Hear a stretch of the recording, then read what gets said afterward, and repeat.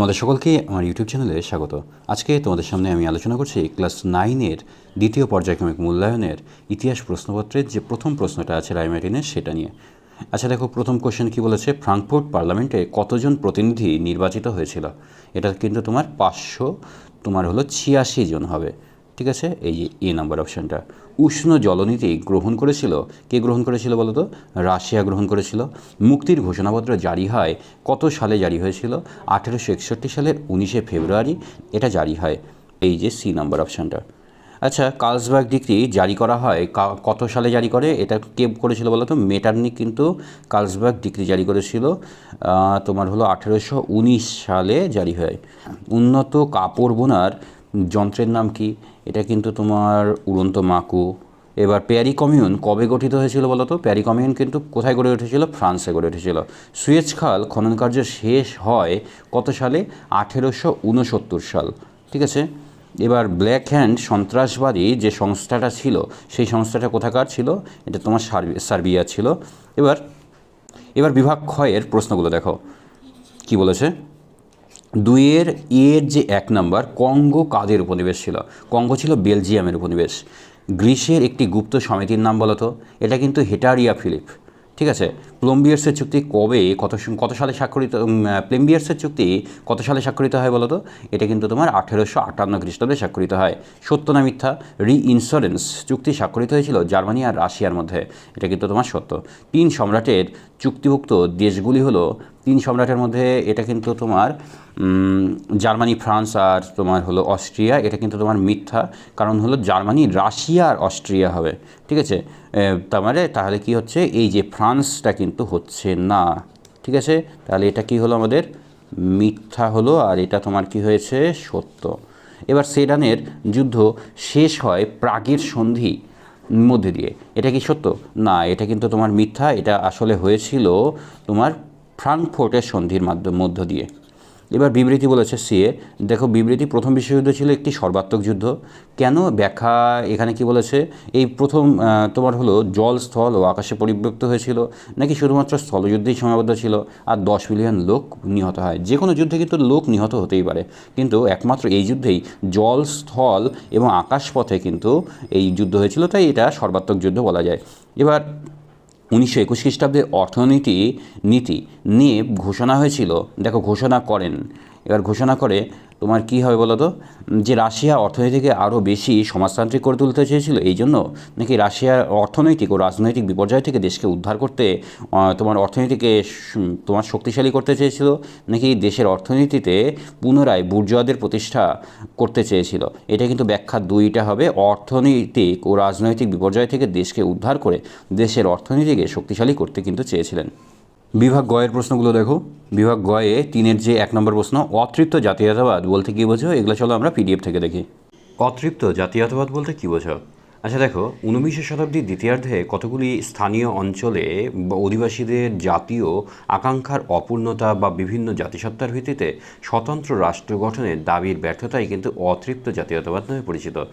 সেডানের যুদ্ধে আলসাস ও লোরেন হারানোর ফলে ফ্রান্সের অসন্তুষ্টি ও স্লাভ ও চেক জাতীয়তাবাদের বিরোধ, স্লেজুইক জার্মানির অন্তর্ভুক্ত হওয়ায় ডেনমার্কের অসন্তুষ্টি, হাঙ্গেরি ও বোহেমিয়ার বিরোধ, অস্ট্রিয়া সার্বিয়া প্রতিদ্বন্দ্বিতা, সার্বিয়া ও ক্লুডবাসীদের ভিন্ন ভিন্ন রাষ্ট্রের দাবি সমগ্র ইউরোপকে অশান্ত করে তোলে, যা প্রথম বিশ্বযুদ্ধকে অনিবার্য করে তুলেছিল।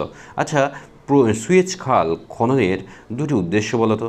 সুয়েজ খাল খননের দুটি উদ্দেশ্য ছিল, পশ্চিমের শিল্পোন্নত দেশগুলি জলপথের মাধ্যমে আফ্রিকা মহাদেশের চারপাশে সুদীর্ঘ পথ অতিক্রম করে প্রাচ্যের সঙ্গে বাণিজ্যিক যোগাযোগ রক্ষা করতে পারত। এর ফলে প্রচুর সময় ও অর্থ ব্যয় হতো। পাশ্চাত্যের সঙ্গে প্রাচ্যের যোগাযোগ করার এই উদ্দেশ্যই সুয়েজ খাল খনন করা হয়। ভারতে ব্রিটিশ ঔপনিবেশিক শাসন শক্তিশালী করার উদ্দেশ্যে ভারতে যাতায়াতের সুবিধার্থে সুয়েজ খাল খননের প্রয়োজনীয়তা দেখা দেয়। ডুমা কী বলতো? ডুমা হলো রাশিয়ার জাতীয় পরিষদ, যার দ্বিতীয় নিকোলাসের নির্দেশে রুশ জনগণ 1905 খ্রিস্টাব্দে এই পরিষদটি গঠন করেছিল। এই পরিষদ জাততন্ত্রের স্বৈরাচারকে কিছুটা নিয়ন্ত্রণ করে এবং জনগণের মনে সাংবিধানিক শাসন প্রবর্তনের আশা জাগ্রত করে। উল্লেখ্য যে 1906 খ্রিস্টাব্দে ডুমার প্রথম অধিবেশন বসেছিল। ভিয়েনা সম্মেলনের দুটি উদ্দেশ্য কী?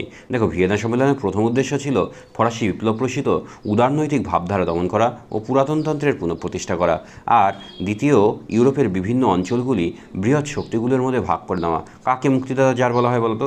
রাশিয়ার জার দ্বিতীয় আলেকজান্ডারকে মুক্তিদাতা জার বলা হয়। রাশিয়ার ভূমিদাস প্রথা বর্তমান ছিল, ভূমিদাসদের জীবন ছিল অত্যন্ত কষ্টের। জার দ্বিতীয় আলেকজান্ডারের শোষণ ও অত্যাচারের জীবন থেকে ভূমিদাসদের মুক্তি দেওয়ার উদ্দেশ্যেই কিন্তু সচেষ্ট হয়েছিল। তিনি 1861 খ্রিস্টাব্দে এক মুক্তির ঘোষণাপত্র জারি করে যা ভূমিদাসদের মুক্তি দেন, তাই তাকে মুক্তিদাতা জার বলা হয়। মুক্তদার নীতি কী বলতো? চীনা ভূখণ্ডে ইউরোপীয় দেশগুলির উপনিবেশ স্থাপন করার জন্য মার্কিন পররাষ্ট্র সচিব জন হে 1899 খ্রিস্টাব্দে মুক্তদার নীতি ঘোষণা করেন। এর দ্বারা চীনের অখণ্ডতা রক্ষা, চীনা ভূখণ্ডে কোনো দেশের বণিক ও বণিক গোষ্ঠীকে অবাধে বাণিজ্য করার অধিকার প্রদানের কথা বলা হয়। প্রকৃতপক্ষে চীন দেশে আমেরিকার বাণিজ্যিক স্বার্থ অক্ষুণ্ণ রাখাই ছিল মুক্তদার নীতি ঘোষণার প্রধান উদ্দেশ্য। পণ্ডিত জওহরলাল নেহরু এই নীতিকে অদৃশ্য সাম্রাজ্যবাদ বলে অভিহিত করেছেন। ভিয়েনা সম্মেলনের গৃহীত নীতিগুলি বর্ণনা দাও। ভিয়েনা সম্মেলনের নীতিগুলি হলো, দেখো, ভিয়েনা সম্মেলনের 3টি মূল নীতি গ্রহণ করা হয়েছিল। এগুলি হলো ন্যায্য অধিকার নীতি, ক্ষতিপূরণ নীতি, শক্তিসম্য নীতি। এবার ন্যায্য অধিকার নীতি দেখো, এই নীতির মূল উদ্দেশ্য কী ছিল? তোমার স্থিতাবস্থা বজায় রাখা। এই নীতি ফ্রান্সে বুর্ব রাজবংশ, হল্যান্ডে অরেঞ্জ রাজবংশ, স্পেন, সিসিলি, নেপলস বুর্ব বংশ, অস্ট্রিয়া হ্যাবসবার্গ বংশ, স্যাভয়, জেনোয়া, পিডমন্ট, সার্ডিনিয়ার স্যাভয় বংশ পুনঃপ্রতিষ্ঠিত হয়। তারপরে দেখো ক্ষতিপূরণ নীতি। এই ক্ষতিপূরণ নীতি অনুসারে তোমার নেপোলিয়নের বিরুদ্ধে যুদ্ধে ক্ষতিগ্রস্ত রাষ্ট্রগুলোকে নেপোলিয়ন তোমার সুইডেন সাম্রাজ্যের অংশ ও ক্ষতিপূরণ প্রদানের ব্যবস্থা করেছিল। এই নীতি অনুসারে ইংল্যান্ড, রাশিয়া, অস্ট্রিয়া, সুইডেন প্রভৃতি লাভবান হয়েছিল। অস্ট্রিয়া ও তোমার উত্তর ইতালিতে লম্বার্ডি পায়, ভেনেসিয়া পায়, এই সব জায়গায় পায় পারমা, তারপরে মডেনা, টাস্কানির ওপর অস্ট্রিয়ার হ্যাবসবার্গ বংশের আধিপত্য প্রতিষ্ঠিত হয়। রাশিয়া পোল্যান্ডের বৃহদংশ পায়। ফিনল্যান্ড ও তুরস্কের বেসারাবিয়া ও প্রাশিয়া প্রায় স্যাক্সনির উত্তরাংশ, পোজেন, থন এই প্রভৃতি জায়গা পায়। এবার দেখো শক্তিসম্য নীতিটা দেখবে।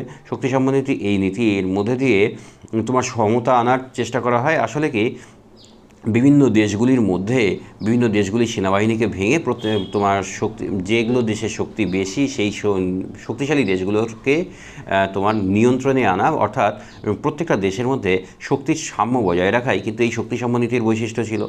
তারপরে তোমার দেখো যে ফ্রান্সের পূর্ব সীমান্তে রাইন অঞ্চলকে প্রাশিয়ার সঙ্গে যুক্ত করা হয়।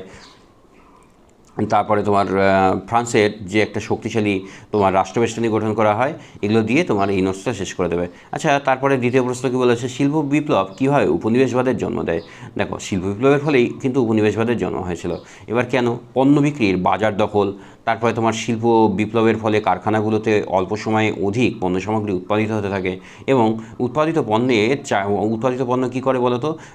চাহিদা মেটানোর জন্য উদ্বৃত্ত পণ্য বাজারে বিক্রির জন্য বাজার দখলের প্রয়োজনীয়তা হয়। প্রতিদ্বন্দ্বিতা, এই শিল্পপণ্য বিক্রয়ের জন্য প্রতিদ্বন্দ্বিতা তৈরি হচ্ছে। মূলধনের প্রাচুর্য, তারপরে তোমার হলো ইউরোপে শিল্পোন্নত দেশগুলো বলতে পারে যে মূলত এশিয়া, আফ্রিকা, লাতিন আমেরিকার বিভিন্ন দেশে কিন্তু এই কারণেই কিন্তু উপনিবেশ গঠন করে। ঠিক আছে, আর এই কারণেই বলছে যে শিল্প বিপ্লবই কিন্তু উপনিবেশবাদের জন্ম দিয়েছিল। ইতালির ঐক্য আন্দোলনে কাভুরের ভূমিকা কী ছিল? কাভুর কিন্তু ইতালির ঐক্য আন্দোলনে একজন অন্যতম গুরুত্বপূর্ণ ব্যক্তি ছিলেন। তোমার তিনি রক্ষণশীল ভাবধারার প্রবর্তক ছিলেন এবং ইতালিকে ঐক্যবদ্ধ করার জন্য ম্যাসিনির নীতি পরিত্যাগ করে তিনি একটি স্বতন্ত্র নীতি কিন্তু গঠন করেছিলেন।